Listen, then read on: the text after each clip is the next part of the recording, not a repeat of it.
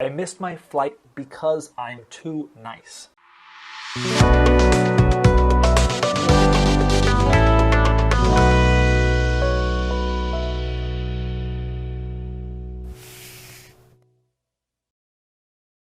Okay, I'm in now Istanbul. Let me get this thing off my head. I've checked in to my Airbnb in Istanbul. It's in about the last 44 hours I slept on a plane for 6 hours. How did this all happen? I missed my flight. I missed my flight because I'm too nice. Now, how am I too nice? Well, I'll tell you why. But it's Tuesday. No, it's Wednesday at 5 p.m. and I'm going on my computer. This is the same stuff I've been wearing the last, I don't know if you... It might look okay, but it does not smell okay. So it's 5 p.m. Wednesday, August 12th. I'm on my computer. I'm checking to see when exactly my flight is. Not that I even need to. I never do this. I just go to the airport. I usually go quite early because I have airport lounge access. So even if I get there 3-4 hours early, it's okay. And I'm always stressed out, as is everyone on the day of checkout. My flight's at late, so I figure I'll leave early anyways. But for some reason, I go and I check. Well, what does it say? Tuesday, August 11th. No, I must be a mistake. Let me see. It's overnight, so I might get the dates wrong.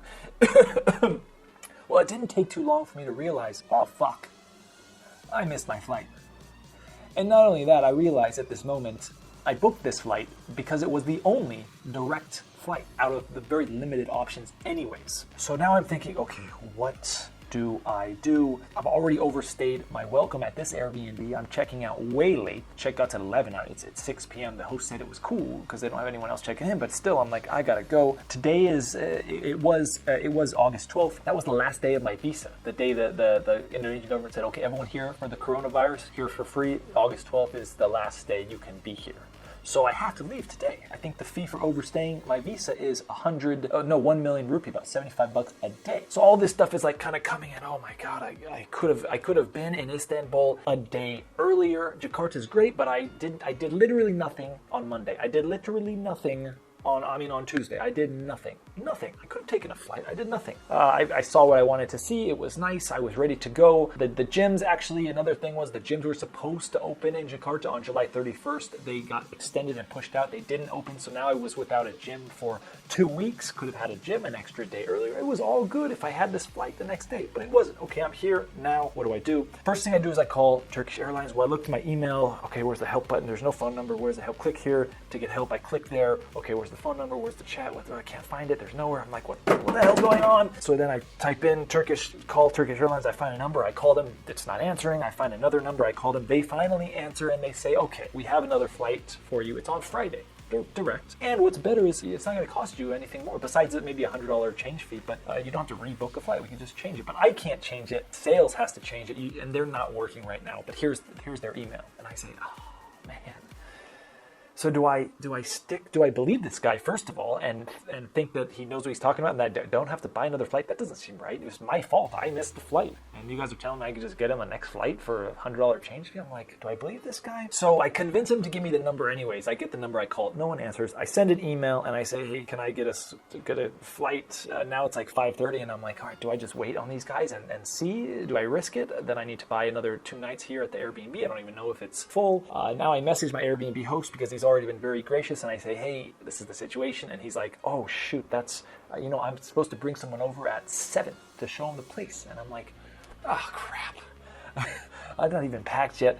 Now it's approaching 6. Now I have 1 hour to find a flight, get out of here, and book another Airbnb if I decide to stay. So I email them. That's that. Then I'm opening up Google and Kayak and Google Matrix and everything, Google Flights, all these different flight trackers, typing in Jakarta, Istanbul, leave today. There's nothing. Well, there's one at 6:25. So I'm like, I can't make that. Just cannot make that. Even if I throw my stuff in a trash bag, I can't make that. The airport is an hour away. But then I do tomorrow and I find one. I got a sliver of hope.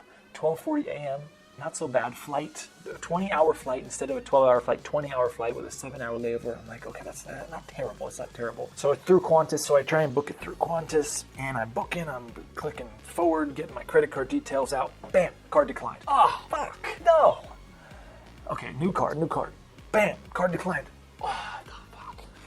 So I go on my phone and it says, it says, yeah, were you trying to make this charge? And I'm like, oh, fucking yes, yes, yes, yes. Where were you when I was at Vegas at 3 a.m. on a Monday evening or morning and buying a bottle for $700? Where were you then? Where were you then with your fraud text? Okay, yes, this is me. I'm booking this. So they do it. I try it again. It doesn't work. So I'm like, oh my God. So I find Qantas. Phone number for Qantas. Contact number for Qantas. Can't find it. Chat. Can't find it. Eventually I find one. Okay, I call them. It doesn't work. Same. What? I just did the same thing. So I find another number. I call it. I get them because I cannot book on their website because the last time I tried, they say this flight is no longer available. And I'm like, So now my credit card works, but the flight is no longer available. I'm on Qantas looking directly. Flight is no longer available. So I call them, and she says, that flight, by the way, was about $600. And so I say, okay, not terrible, but okay, let's do it. Just for the safety, let's book it. So she tells me, okay, it's 7,700 lira. And I'm like, all right, I'm already done. Let me just check the exchange rate on this. $2,400. I'm like, whoa, what happened to the other flight? After some back and forth, we find out that she booked me on a shorter layover. The layover I had was 6 hours. Her layover was 2 hours. I say, let's do the longer layover. No, I'm not going to do that. So she says, okay. So sure enough, it comes out to like $630. So I got that flight booked. All right. Now I have 1 hour, less than 1 hour to pack my things and get the hell out of there before the host comes. I do that. Now I call a taxi. That's all good and great. Now I'm figuring out, well, how did this happen? How did this happen? I had it all planned out. Airbnb's booked, flights booked. How did this happen? So rewind to July 13th. July 13th is a Monday. I know that because I'm at the gym and I pulled down a gym machine on my head. It's still healing, if you can see. I pulled down a gym machine on my head because they didn't have it bolted down to the ground and they removed the pull-up bar. So I pull it down on my head. I go to the emergency room. I get stitches. That same day earlier, the Indonesian government said, okay, for everyone who's been here, who we've allowed to stay here because of coronavirus for free, today you have 30 days to extend your visa. Actually, at the time, they said you have 30 days to leave the country, everyone. There was no extension. So I remember this day. This day is in my memory, July 13th. Okay, 30 days from July 13th, that's August 12th.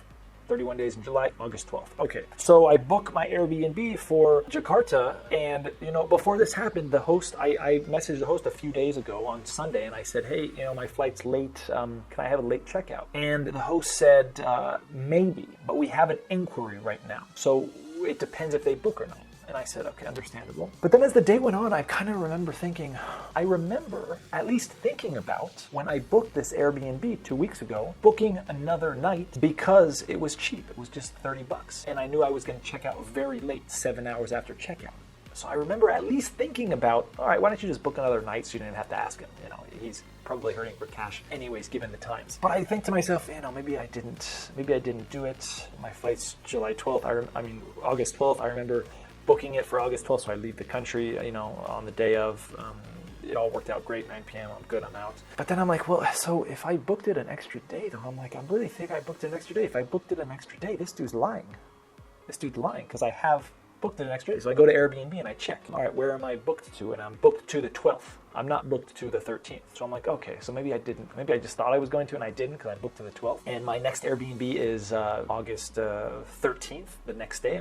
That makes a lot of sense. I leave on the 12th, I go on 13th. So that wasn't the case. What happened was, obviously, now that you've guessed, I did book an extra day. I booked an extra day. I booked August 12th as the extra day, even though I was supposed to leave late, 7 hours after checkout on August 11th, not sleep at night August 11th, but I booked the night of August 11th, checkout on August 12th to be a nice guy. Because I was a nice guy, it fucked me up, and I forgot, and what am I really doing? I'm mostly at this point just trying to find reasons which make me sound less unintelligent, less stupid. Because at the end of the day, I missed my flight. It's not something that happens. So avoidable, right? So I get to the airport, and I'm all sweating already.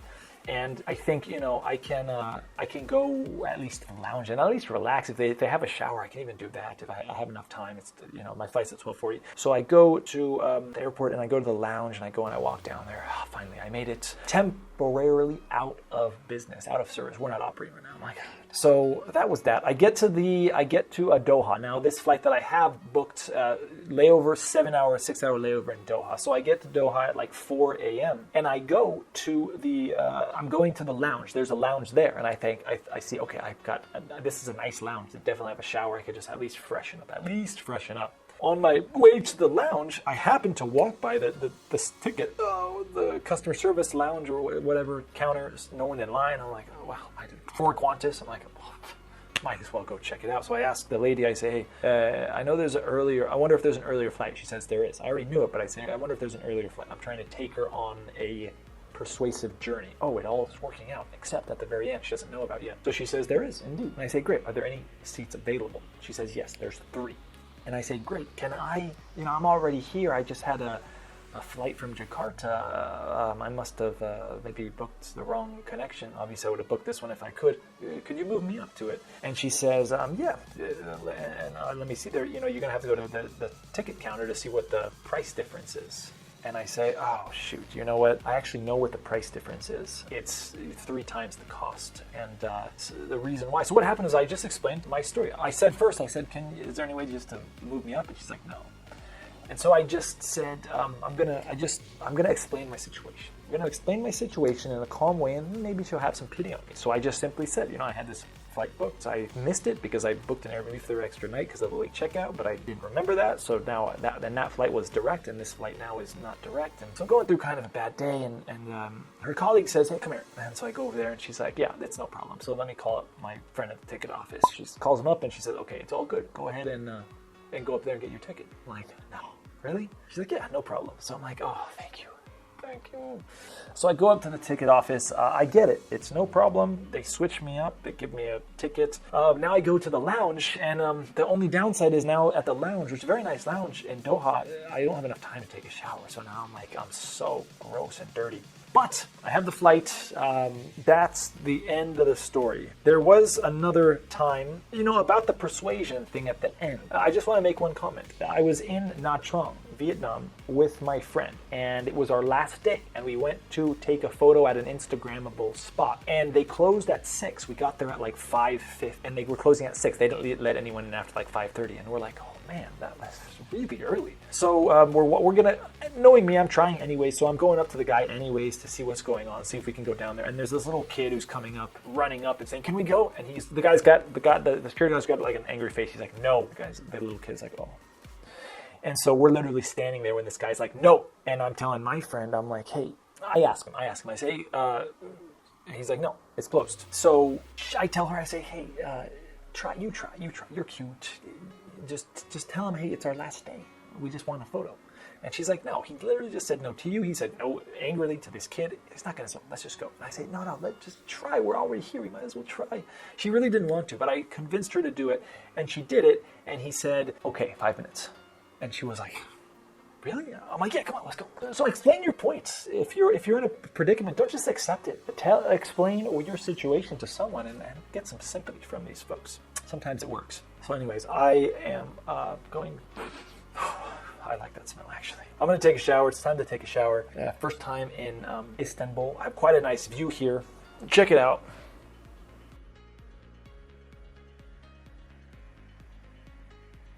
I did it. I also missed a flight in Vegas once, but I was in Vegas, so it hardly counts. When I got here, my buddy told me, he said, I know one person here, lucky enough, I haven't seen him in 2 years, Rob. He said, he's like, no, I've missed a flight so often. Why are you beating yourself up about this? And I'm like, you have? And he's like, yeah, a few times. And then his girlfriend, she says the same thing. She's like, I haven't missed a flight. And I'm like, wait, how prevalent is missing flights? I'm curious. Have you missed a flight? I guess the question is, how many flights have you missed? Tell me in the comments, okay? I'll meet you there. I'll meet you in the comments. Till next time.